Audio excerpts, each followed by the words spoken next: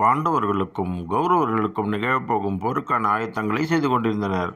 குருஷேத்திரத்தில் யானைகளை கொண்டு பெரும் மரங்களை வேரோடு பிடுங்கி அகற்றி நிலத்தை சீர்படுத்திக் கொண்டிருந்தனர். ஒரு மரத்தில் தாய் சிட்டுக்குருவி ஒன்று தன் 4 குஞ்சுகளுடன் வசித்து வந்தது. அந்த மரம் அகற்றப்படும் போது பறக்க அறியாத தன் குஞ்சுகளுடன் தாய்க்குருவியும் தரையில் கூண்டோடு விழுந்துவிட்டது. தாய் சிட்டுக்குருவி சுற்றுமுற்றும் பார்த்தபோது அதன் பார்வையில் ஸ்ரீகிருஷ்ணரும் அர்ஜுனனும் பட்டனர்.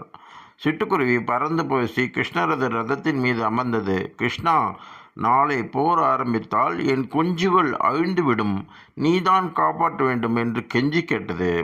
நீ சொல்வது எனக்கு கேட்கிறது, ஆனால் இயற்கை விதிகளை எதிர்த்து என்னால் ஒன்றும் செய்ய முடியாது என்று பதில் சொன்னார் ஸ்ரீகிருஷ்ணர். எனக்கு தெரிந்ததெல்லாம் நீதான் எங்களை காப்பவர், எங்களை காப்பதையும் அழிப்பதையும் முன் கையில் விட்டு விடுகிறேன் என்று குருவி சொன்னது. காலச்சக்கரம் சுழன்று கொண்டே இருக்கிறது. இது ஒன்றே ஸ்ரீகிருஷ்ணர் சொன்ன பதில். குருவிக்கும் ஸ்ரீகிருஷ்ணருக்கும் நடந்த உரையாடல்கள் அர்ஜுனனுக்கு விளங்கவே இல்லை. போருக்கு முன் ஸ்ரீகிருஷ்ணர் அர்ஜுனனிடம் தன் வில்லையும் அம்பையும் எடுத்துக் கொடுக்க சொன்னார். அர்ஜுனனுக்கு ஆச்சரியம். போரில் தான் கலந்து கொள்ளப் போவதில்லை என்று சொல்லி தனக்கு சாரதியாக மாறிய ஸ்ரீகிருஷ்ணர் எதற்காக தன் வில்லையும் அம்பையும் கேட்கிறார் என்று புரியவில்லை. ஆனாலும் அவற்றை எடுத்து ஸ்ரீகிருஷ்ணரும் கொடுத்து விட்டான். ஸ்ரீகிருஷ்ணர் ஒரு யானை மீது அம்பை தொடுத்து அதன் கழுத்தில் இருந்த மணி ஒன்றை மட்டுமே அறுத்து எறிந்தார். யானையை குறிவைத்து அதன் மீது அம்பை எய்து அதனை கொல்ல முடியாமல் அதன் கழுத்தில் இருந்த மணி ஒன்றை மட்டும் அறுத்து எறிந்த ஸ்ரீகிருஷ்ணரை கிண்டலாக பார்த்தான் அர்ஜுனன். ஸ்ரீகிருஷ்ணரை விட தான் வில் வித்தையில் சாமர்த்தியசாலி என்ற எண்ணம் அவனுக்குள் ஏற்பட்டது. மனிதன் தானே, நான் வேண்டுமானால் அம்பை எய்து யானையை வீழ்த்தட்டுமா என்று கேட்டான் அர்ஜுனன். ஒரு பொன்முறுவலுடன் வில்லையும் அம்பையும் அர்ஜுனனிடம் கொடுத்து பத்திரமாக தேருக்குள் வைக்க சொல்லிவிட்டார் கிருஷ்ணர்.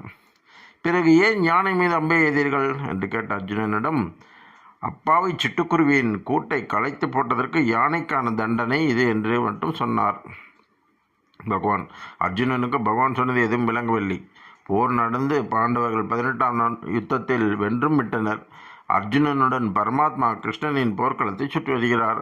தான் முன்பு அறுத்து எறிந்த யானையின் மணிக்கருகில் வந்து நின்ற பகவான், ஹே அர்ஜுனா, இந்த மணியை தூக்கி ஓரமாக போடுகிறாயா என்று கேட்கிறார்.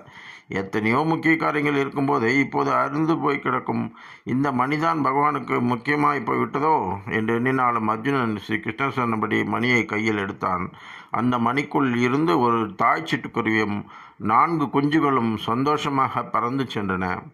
தாய்க்குருவி ஸ்ரீ பகவானை வலம் வந்து 18 நாட்களுக்கு முன் தான் கிருஷ்ணரிடம் அபயம் வேண்டியதும் யானையின் மணிக்குள் தன் குடும்பத்தை வைத்து பகவான் 18 நாட்கள் தங்களுக்கு அபயம் அளித்ததையும் நன்றியோடு எண்ணி சிறகை கூப்பியது. பகவானே, என்னை மன்னித்துவிடு. உன்னை மாண்ட உருவில் பார்த்து பழகியதால் நீ உண்மையில் யார் என்ற என் சிற்றறிவுக்கு கொஞ்சம் காலம் புலப்படாமல் போய்விட்டது என்று கைகூப்பி தொழுதான் அர்ஜுனன். அண்ட சராதரத்தில் உள்ள ஒவ்வொருவரையும் எப்படி ரட்சிக்க வேண்டும் என்பது பகவானுக்கு நன்றாக தெரியும். அவனிடம் சரணாகதி அடையுங்கள், மற்றதை அவனிடமே விட்டுவிடுங்கள்.